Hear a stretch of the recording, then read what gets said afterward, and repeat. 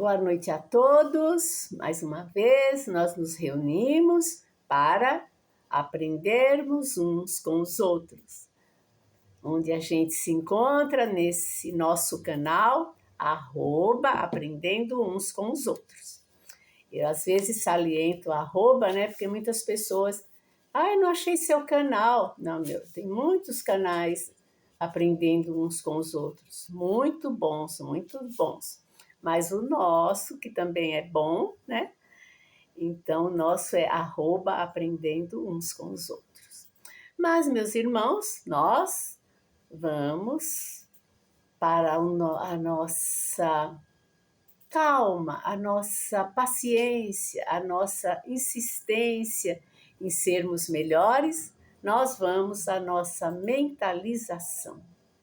Mentalizando uma suave luz que nos envolve da cabeça aos pés, envolvendo o corpo e a alma, penetrando no centro da nossa cabeça e espalhando-se por todo o nosso corpo, revitalizando, reequilibrando e nos fortalecendo para que possamos trabalhar os bons pensamentos de confiança, fé e esperança em dias melhores. Que a paz do Mestre Jesus possa estar conosco todos os dias e que possamos estar sintonizados com a espiritualidade maior através da prece e dos bons pensamentos. Permaneçamos em silêncio por alguns segundos, sentindo esse amor que nos envolve e que, silenciosamente, tanto nos beneficia. E nós agradecemos a Deus, nosso Pai, pelas bênçãos desse momento. Graças a Deus. Meus irmãos, vamos continuar o estudo das parábolas? Das parábolas que estão no Evangelho do nosso Mestre Jesus, né? O nosso roteiro, a nossa norma de conduta, que nunca podemos nos afastar dos ensinamentos de Jesus e que estão bem explicadas pelo nosso Caibar Schutter. Então, eu escolhi hoje a parábola dos primeiros lugares. Parábola dos primeiros lugares. Ao notar como os convidados escolhiam os primeiros lugares, propôs-lhes esta parábola. Quando fores por alguém convidado para um casamento, não te sentes no primeiro lugar, para não suceder que seja por ele convidada uma pessoa mais considerada do que tu, e vindo que te convidou, a ti e a ele te diga, dá o lugar a este, e então irás, envergonhado, ocupar o último lugar. Pelo contrário, quando fores convidado, vai tomar o último lugar, para que, quando vier o que te convidou, te diga, amigo, senta-te mais para cima.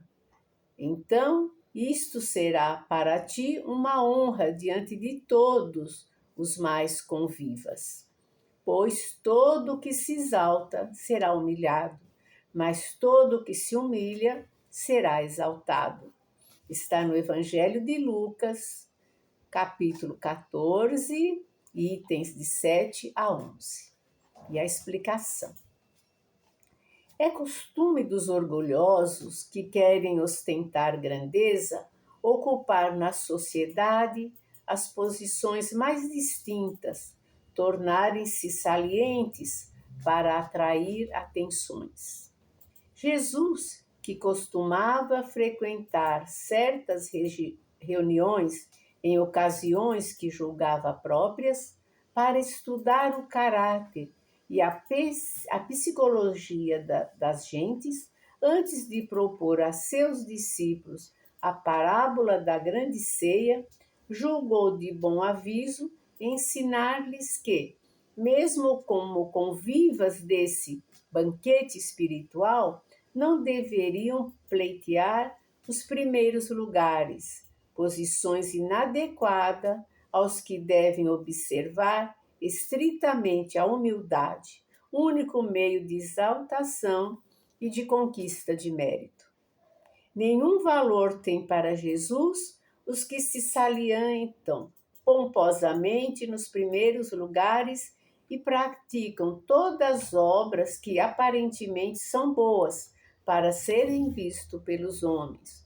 Os que alargam seus filactérios, alongam suas fímbrias e gostam do primeiro lugar nos banquetes, das primeiras cadeiras nas sinagogas, das saudações nas praças públicas e de serem chamados mestres. O convívio da grande ceia deve ser sóbrio, modesto, prudente, recatado, cheio de boa vontade, laborioso e, em vez de se recostar comodamente no primeiro lugar que encontra vago em torno da mesa do banquete, deve fazer-se como o servo que, depois de bem examinar as iguarias, serve equitativamente aos convivas, segundo o paladar de cada um deles. A cadeira de Moisés, que está até entre aspas, o estudante do Evangelho já o sabe, não deve ser ocupada pelos novos convivos da grande ceia, para que lhes não seja aplicado o libelo condenatório pronunciado pelo mestre contra os escribas e fariseus. Mateus 23.